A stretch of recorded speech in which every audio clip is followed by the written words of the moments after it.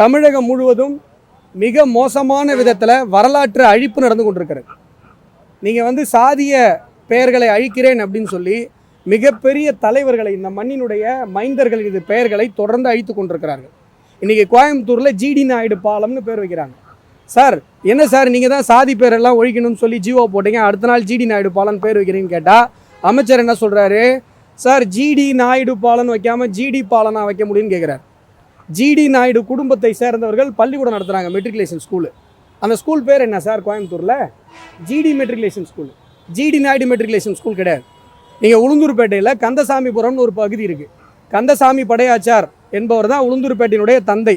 உளுந்தூர்பேட்டையில் court வர்றதுக்கு அவர் தான் காரணம். எல்லா நிலம் அவர் தான் இலவசமாக கொடுத்தாரு.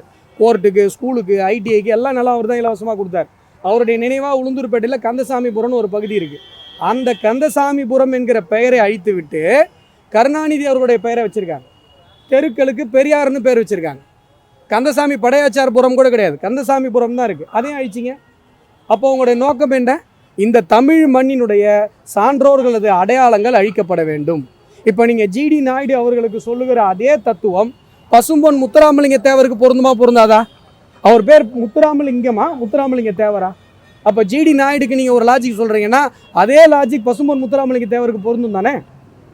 திராவிட மாடல் என்றால் என்ன என்று கேட்பவர்களுக்கு இதுதான் பதில், இதுதான் திராவிட மாடல்.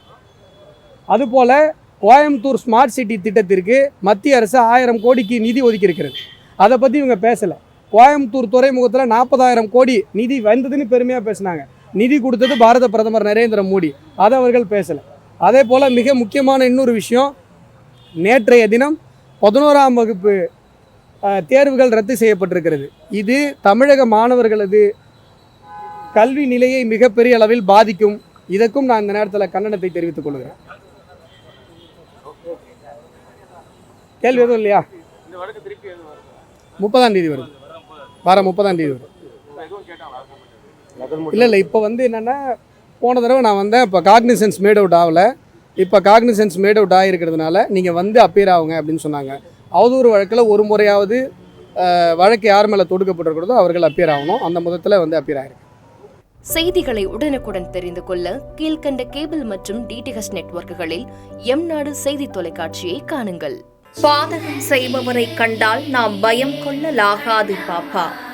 மோதி மிதித்து விடு பாப்பா, அவர் முகத்தில் உமிழ்ந்து விடு பாப்பா. அண்மை செய்திகளை உடனுக்குடன் தெரிந்து கொள்ள இணைந்திருங்கள் எம்நாடு தொலைக்காட்சியுடன்.